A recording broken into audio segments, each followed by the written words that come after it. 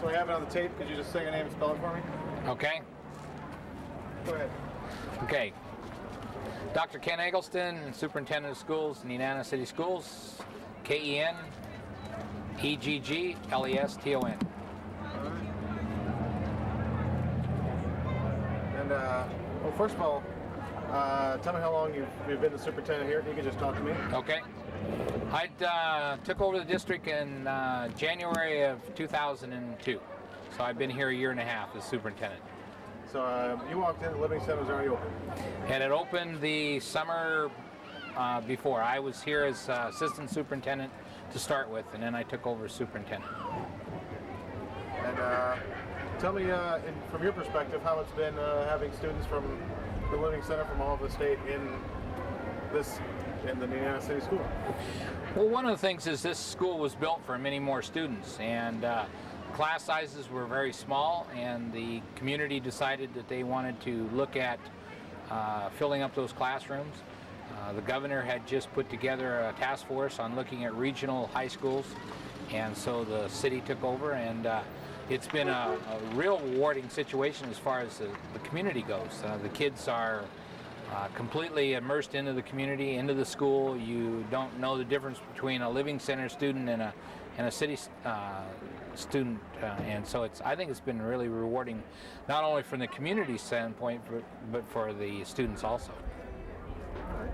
And if you could, just in a nutshell, this is mostly so I can write, not so much probably won't use this chunk in air, but just sum up, where you came from, your perspective, your career. Okay.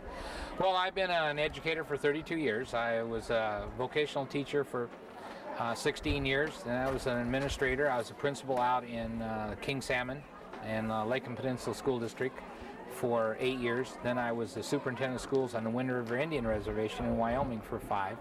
And then I came back to Alaska 2 years ago now, and been an administrator here. Okay. And what would you like to see for the future, next 5, maybe 10 years, for the schools here in Nenana? Well, number one is that I think the education level that the students are achieving now compared to other students in the state is very high. But I still think that we can achieve even higher standards than we have right now. And so the goal of our school district is to not only achieve at a high level, but to keep increasing that level of achievement.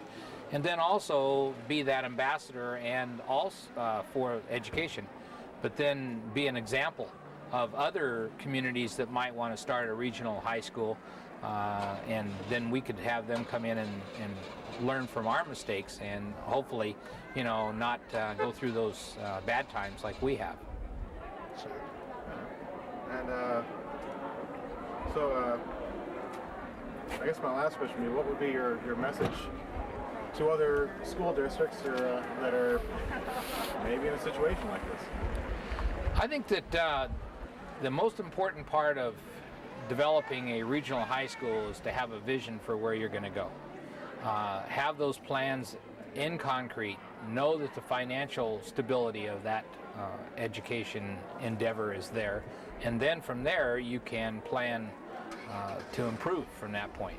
And I think the overall plan and having a goal and a vision of what is happening would be very important for what's happening with, especially with our school, not knowing where the students are coming from, and not knowing from year to year what's happening with the financial situation is really an unsettling part on our school district's part. So having a solid financial plan would be a real important part of that. Speaking of that, actually, what would you like to see come from the state of Alaska? Well, the state of Alaska, if they're going to meet the No Child Left Behind intent of the federal law, is going to have to provide some kind of alternative education setting for students who are coming from educational institutions that are not meeting that yearly annual progress and are not meeting the intent of the No Child Left Behind. So I think that what a regional school does is allows those students some kind of an alternative. And if we're going to do that, then the state of Alaska has to come up with some kind of a funding formula that's going to allow the state to do that. in a strategic plan and a comprehensive way of educating kids from around the state. So it's going to be really important. Very good. Is there anything else that you would like to add? Anything I forgot to ask?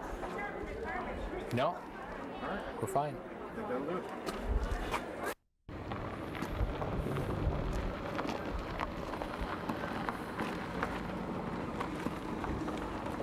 Okay. Thanks, Eddie. Well, first of all, just watched graduation. Oh, one thing before we get started. Yes. All right, so we just saw graduation, and given your role in the community, how does that make you feel? Oh, that's very wonderful, especially to see all the scholarships this year that they received, and just how to put it.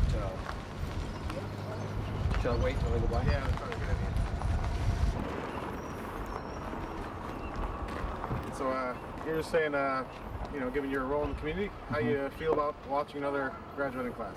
Oh, well, it's very delightful. Last time I went to a graduation here in Nenana, my brother graduated in the early '80s, but this year we had 16 fine young people that graduated, and just amazed of all the scholarships and everything that everybody received this year. Real delighted with that, but also reflects just the real smart young adults that Nenana School produces. And it was the biggest class ever. Given the size of the school, how does that make you feel, seeing the school start to get a little bit more full? Yeah, it is growing. I would expect probably even next year there might be even close to being 20 young adults as the student living center grows to full capacity, which expected to be for next year. We've already got it almost at capacity signed up for next year. So it'll probably expect to grow because the school can handle a few more students, but it's going to be bursting at its seams here in a short while.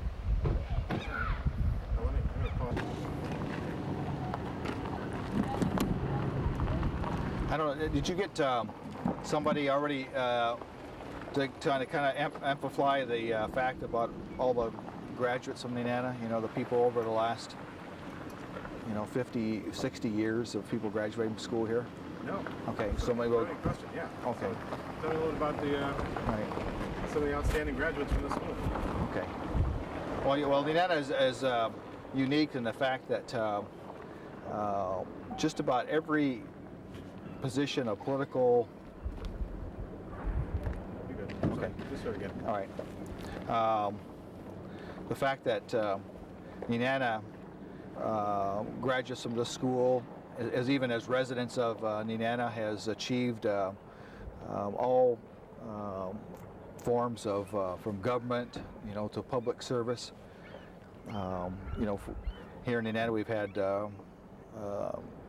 Jack Coggill, who became lieutenant governor, who started in the House, moved over to the Senate, and represented this district for years. To Jim Sampson, to Al Ketzler Sr., the founding of Tanout Chiefs, Mitch Dominoff, who was the chief here in Nenana for many years, and then president of Tanout Chiefs, and Spud Williams. There's just the names go on and on and on of people that have come from Nenana and have achieved much success. And so it's always nice to see that the graduates of Nenana continuing that tradition. From when we heard here were some of the aspirations of going to medical school and photography, to all these different kind of different fields that unfortunately a lot of them won't find employment back in Nenana, but we'll know that they'll find employment throughout the state. So Nenana's been real good at as far as the school itself, educating students to meet the challenges of the bigger picture. So, talking a little about the Living Center. Mm-hmm. Now, from the tribe's perspective, how did the process get started, and how did kind of tell me the story of how the Living Center wound up here. Okay, well, Nenana has a long history of educating, as Nenana being an educational community. Dates back far as when the Episcopal Church first built its mission here, back in the early 19-teens, between 1911 and 1917. And so there's been, breaks in that period where the school enrollment would drop. But through the, at least the era that I grew up through the 60s and the 70s, we've had different types of school boarding home programs through Nenana. And so when the BIA kind of cut out the boarding home programs in the middle of the 70s, there was kind of a break there. And so Nenana, by this Living Center, is kind of moving out into the needs of the state. There's a lot of schools that are looking at shutting down in the future because of lack of enrollment, lack of state funding, as well as parents who want their kids to have a little more options as far as educational curriculum. And so the Nenana School really offers a wide variety. And so the boarding home is just a natural for parents to have an option. And as witnessed that we have students from all over the state, from Anchorage to Fairbanks to villages on the Yukon River and the Barron Straits region.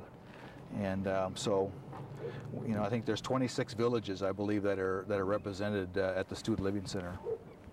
Now, one of the things that I've heard was, there was some apprehension in the community about, Living Center when it was first kind of getting started.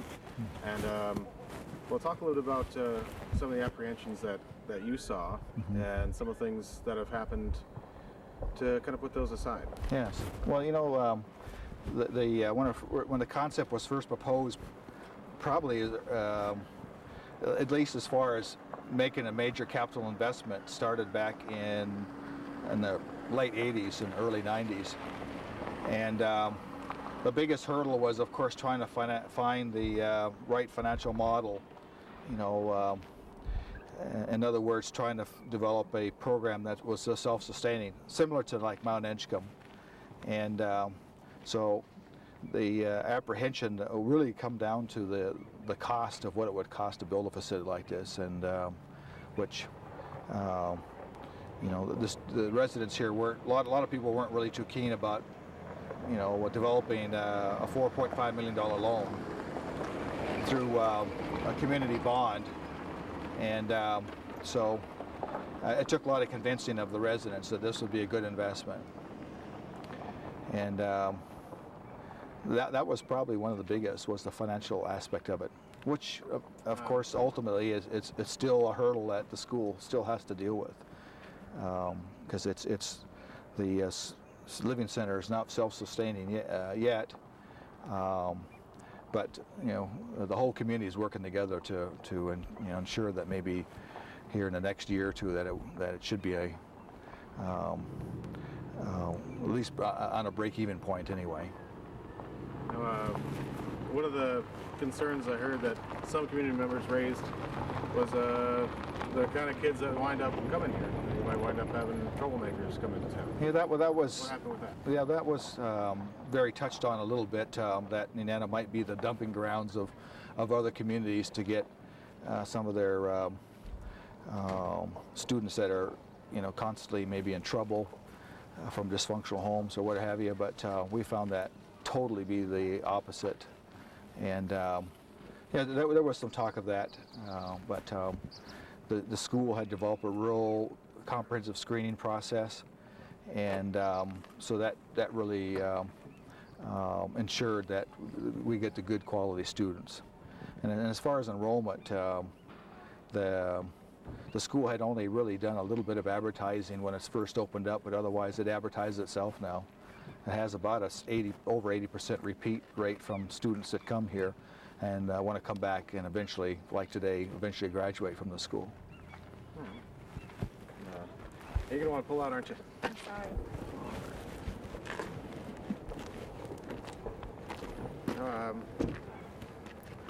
Now that the Living Center is open, and you have kids from all over the state coming here. Is the tribal council doing anything to welcome these students into the community? Yes. Well, you know, the school has instituted some real neat policies, as well as support networks to, you know, that deal with some of these young adults that come in from the villages, and then knowing that they're coming from small communities, and the type of support systems that are in the villages that they come from. And Nenana, of course, has the same kind of support systems, but the school has been real creative in developing these support systems, and you might be aware that you know, there's 3 elders, native elders, that work every day within the student living center there to kind of be with the students as advisors, comfort, whatever have you, and so that's been a real big plus, and as well as our native functions that we have here. All the students are very much involved in that, and they partake in our ceremonies and our native activities. So yeah, a lot of them probably feel, you know, quite at home, very comfortably, very quickly here. Very good. And what would you like to see in the future for the Living Center and for the school here in Nenana? Well, the Native Council, one of our concerns as this facility is growing is that they make sure that we do have enough creative activities for all of them and for all the students. There's students that come here that are really talented basketball players, volleyball players, and which is good. But there's other students that have totally other different interests. And so the council has been real active in looking at building a educational youth facility, kind of an after-schools program, something that from 3 to 9 o'clock, 6 days a week. And so the tribe has set aside about $500,000, and working closely with the school and working closely with the city, we will probably be erecting a multi-million-dollar building in the next year or so here close by the school here, and to be able to offer from different ideas, from a bowling alley to a little small roller rink, to kind of similar to what, like a Boys and Girls Club facility with the pool tables and the different electronic machines. So we haven't quite really identified it down but we know that we are going to be building this facility, and so that with a computer lab built into it, maybe even a Head Start child care center built into it, but a kind of a multi-purpose facility. But the main thing, it's strictly going to be focused on youth. And so as the council, you know, we're looking at sustainability once we build this facility to ensure that we have the right relationships that will help support it through the community. And so far we found real good positive support for that. So it may be something that we'll have a grand opening here by 2005, possibly, or sooner. And last question is, in case I goofed up and missed anything, is there anything else that you want to add? Not really. Just you know, glad you can make it to Nenana again, and you know, get to to share a glimpse of our community for us around the state. You know, I really enjoy watching Heartbeat Alaska. So, you know, keep up the good work. Right on. I'll tell you what. Do that. Why don't I? Okay. Go ahead and look at the camera for your name. Title, Okay. And All right. Heartbeat Alaska, etc. Hello, this is Bear Ketzler from Nenana. Please join me in watching Heartbeat Alaska. Something like that? Yep. Get close. Okay. Yeah, I got plenty of tape. Okay. You don't want to take the good one. So yeah, throw your title in too, so people across Okay. the state know where you're at. Okay. 3, 2. Hi, this is Bear Ketzler from Nenana, Alaska. I'm with the Nenana Native Council, and welcome to Heartbeat Alaska. Close. There. Let me just have you say, I watch Heartbeat Alaska. Oh, I watch Heartbeat Alaska. Okay. All right. Okay. 3, 2, Hi, this is Bear Ketzler with the Nenana Native Council, and I enjoy watching Heartbeat Alaska. There we go. Big smile, that's Okay. good. That works. All right. Tell me when. Okay, go ahead. Hi, I'm Hannah Carter from Minto, Alaska. I would like to congratulate Tara Titus for graduating from Minto High School. And I watch Heartbeat of Alaska. Very good. Yeah,